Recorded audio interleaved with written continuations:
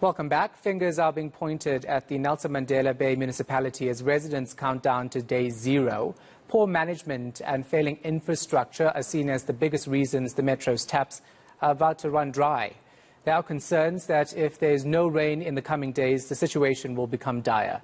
Antony Martel, a member of the Water Crisis Committee and a PhD candidate in the Development Studies Department at the Nelson Mandela University, co-authored a piece in the Daily Maverick on the looming day zero. He joins me now live to discuss this. So, Antony, you've co-authored a very strongly worded opinion piece saying, and I'm going to quote, "We gave control of perhaps our most valuable resource for survival, our water, to a gang of inept bunglers known as the Nelson Mandela Bay municipality. Please, if you have files and dirt, give it to us."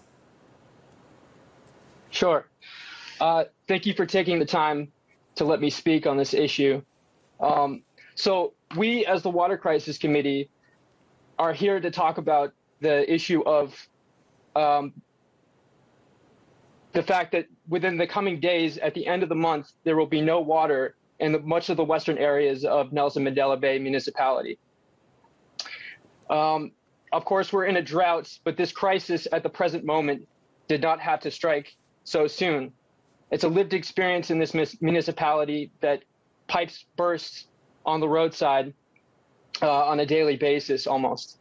And we're seeing from community meetings that we've had in Motherwell, in Beersheba, in Uitenhage, in Zwede, the lived experiences of people who have had to face the brunt of these water issues that are not singularly focused on the fact that people are not having access to water, but also the fact that the water that they are having access to is causing illness. People have expressed that they have come down with conditions like diarrhea. People who have livestock that is getting sick from the water.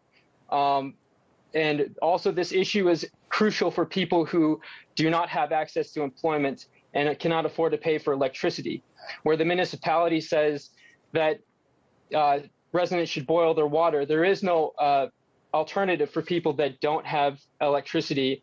And even for those people who do have access to electricity and in some areas can boil their water, they are not able to safely drink that water. They are still getting ill. Yeah. So we as the Water Crisis Committee will have a meeting on Friday at Mission Vale from 10 to 2, where we have already received people from the Provincial Department of Water Affairs who will attend. We've invited the Human Rights Commission, but to drive home the points of the municipality's seriousness on this issue, they have returned word to us that they will not be able to send representation to the meeting. So at that meeting, we'll also have residents that we've spoken to at these communities in Motherwell, in Beersheba, Uitenhage, Zwede. And, you know, it's an allocation of resources. It's the municipality who had an allocation of 700 million rand from the Gashel government, who during this coalition government had allocated 300 million of that rand to events like Splash, to court cases during this period of political instability. Yeah. And the time limit for that funding ran out, and they had to send back the remainder of those funds. So these pipes that are continuously bursting were not fixed. And additionally, you know, some of that money that was put toward this water issue was dealt out to tenders for boreholes, of which only roughly 5 were created. So, you know, we're dealing with an issue of, you know, a municipality that has roughly 1.2 million people. I mean, 5 boreholes is not going to cut it, especially for the prices at which, you know, if it's 200,000 rand for a borehole, you know, it's simply just not going to cut it. Yeah, definitely. So, especially with some experts saying you need 50 boreholes to service one community, and we're talking about the Nelson Mandela Bay municipality. I just want to talk to you about your interactions, if at all, with the mayor of Nelson Mandela Bay, Eugene Johnson. Have they been fruitful? Because she held a information session with councillors and some organizations, I think it was a week or two ago, on the way forward, warning that the situation is dire. So it looks like from the municipality's view that they've done what they could have done. But you're saying that's absolutely not true because of poor maintenance work on pipes and also on them failing to come up with alternatives sooner than they have. Right. Well, we have not had the privilege of any communication with the mayor, but with the mayoral administration, the minister or the director of water affairs, whom we reached out to, was the person of point of contact who told us that he was not able to send representation. So I think that there is a discrepancy between the rhetoric that is provided from, a formal standpoint from the mayor and what is actually, on the ground. For example, at a forum that we were going to have on Friday with people, everyday people from various communities around Nelson Mandela Bay and Sunday's River. Some of the areas are also, as you say, unable to boil water, but in some areas where they are able to boil, that's not enough rather, because people are still getting sick. So have you, as the Water Crisis Committee, conducted which is an issue of an allocation of resources, an issue of skilling a workforce that is capable of dealing with the infrastructural crises that are at present.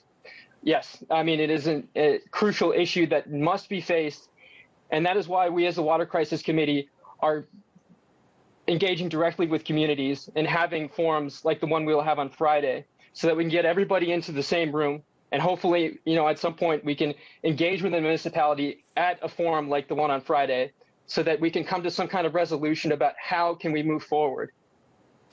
Quickly, is it too late right now to do anything to make a difference? Well, I would say that it's never too late. I mean, we have to be very serious about what resources we have right now and what we can do with them. Because the alternative is that, we wait for this pipeline that's coming from the Orange River, which was supposed to be completed in April.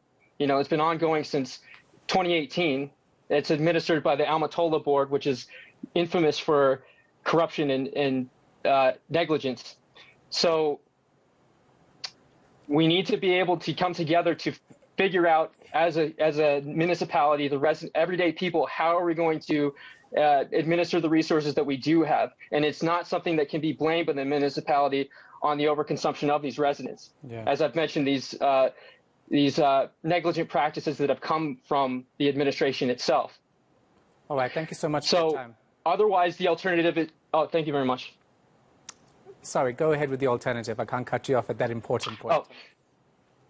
Yeah, so the other alternative is that we're going to have water tankers, hopefully, that come in, and we're going to have lines of people who are going to be waiting for water. I mean, we have to find some collective solutions among the people of Nelson Mandela Bay and Sunday's River. How are we going to manage the resources that we do have before we run out of water? Okay, thank you so much for your insight. Really do appreciate it. Antony Martel, a member of the Water Crisis Committee and PhD candidate in the Development Studies Department at Nelson Mandela University.